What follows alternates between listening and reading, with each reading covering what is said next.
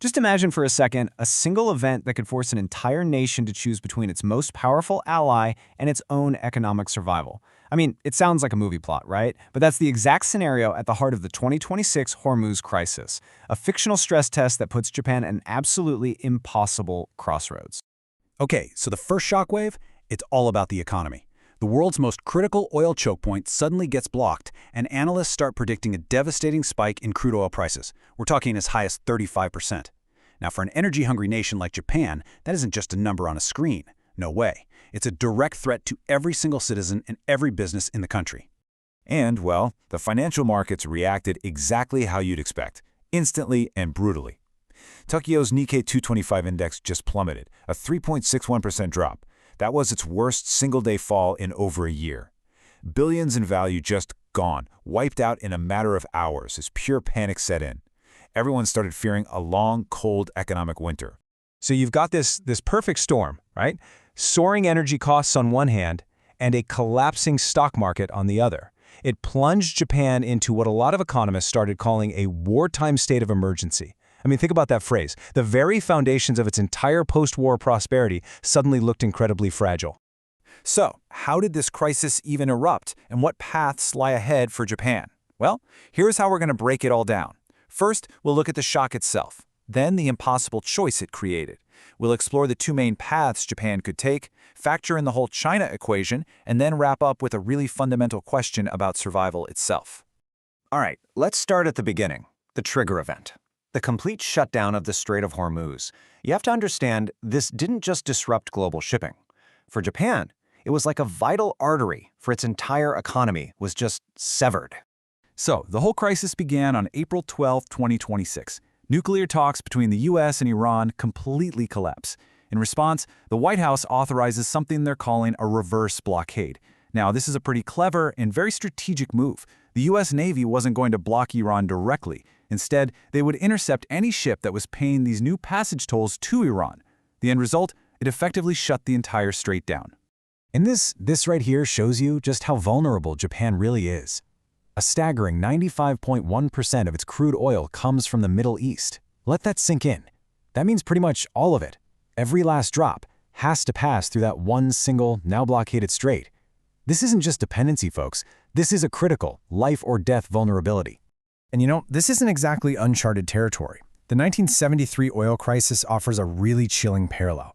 I mean, back then, just a 17% cut in oil imports was enough to slash power generation and send Japan's entire economy plummeting into negative growth. You can bet the echoes of that crisis are ringing louder than ever in Tokyo right now. So what started as an external energy crisis instantly became a massive internal dilemma for Prime Minister Takaichi's government. Suddenly, they were staring down a choice where, honestly, there were no good options. And the call from Washington? It was swift, public, and totally unequivocal. The U.S. president basically called on Japan, its #1 ally in Asia, to join a new naval coalition, to send its own ships to the region to help secure the strait. The pressure was on, and it was immense. But for Japan to legally do that, well, it's not so simple. The government would have to pull a specific and super controversial legal trigger. It's called a survival crisis situation. It's a legal designation from 2015 that basically says an attack on a close ally can be seen as a direct threat to Japan's own existence. A huge, huge step to take.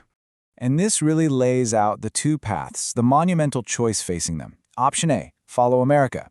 That means challenging its pacifist constitution and sending its military on its first overseas combat mission since World War II. Option B, refuse and pivot.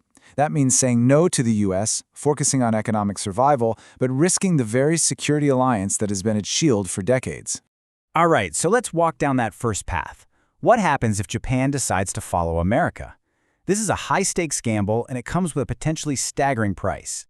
Now, choosing this path aligns perfectly with what some are calling the Takaichi Doctrine. It's this core belief that Japan's survival, especially with a rising China next door, is totally inseparable from its alliance with the United States. From this point of view, showing loyalty in a crisis like this, it's simply non-negotiable. But to actually do this, the government would have to navigate a series of huge constitutional hurdles. First, they'd have to officially declare a survival crisis situation. Then they'd have to push a formal revision of the famous Article 9, the Peace Clause, through the Diet. Only after all that could they authorize sending naval forces to the Persian Gulf. Each step is a massive, unprecedented political battle. And the potential chain reaction from this choice? It's severe. You're talking widespread anti-war protests erupting across Japan, a deep constitutional crisis that would divide the country, and, of course, the very real risk of a direct military confrontation with Iran. The entire geopolitical balance of East Asia could be completely shattered. Okay, so now let's look at Path 2, refuse and pivot. What happens if Japan says no to Washington and prioritizes its own survival? This might seem like the safer bet, but it comes with its own huge set of risks. A really crucial factor here is public opinion. I mean, look at this. An overwhelming 82% of the Japanese public is against the U.S. action in the first place. So if the government decides to refuse the request, they're going to have massive support from the people on the street. Refusing to call, though, that's a whole other can of worms. You risk pushing the U.S.-Japan security alliance to the absolute breaking point. Japan could be strategically abandoned by its main protector, and at the same time, a severe economic recession becomes pretty much unavoidable because energy costs are still skyrocketing. It forces Japan into this desperate, expensive search for new energy partners. And of course, we have to talk about the China equation. A decision this big isn't made in a vacuum. Japan's powerful neighbor is watching every single move, and they have not been quiet about it. Yeah, Beijing's rhetoric has been anything but subtle. An official statement from the Chinese military flat out warned that if Japan dares to militarily intervene, it will be crushed to pieces. I mean, that is a stark, unambiguous threat designed to do one thing: influence Tokyo's choice. So here's the crucial point. China's reaction really depends on what Japan does. If Japan follows the U.S., it can expect severe economic pressure and military intimidation from Beijing. But if Japan refuses the U.S., China might see a chance to step in, maybe offer some energy deals, and try to pull Japan closer, weakening that American alliance in the process. So, after weighing these two incredibly dangerous paths, we are left with a final, fundamental question. An existential one, really. It really boils down to this.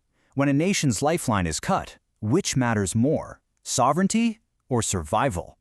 Is real sovereignty about standing with your allies and projecting power, even if it tanks your economy?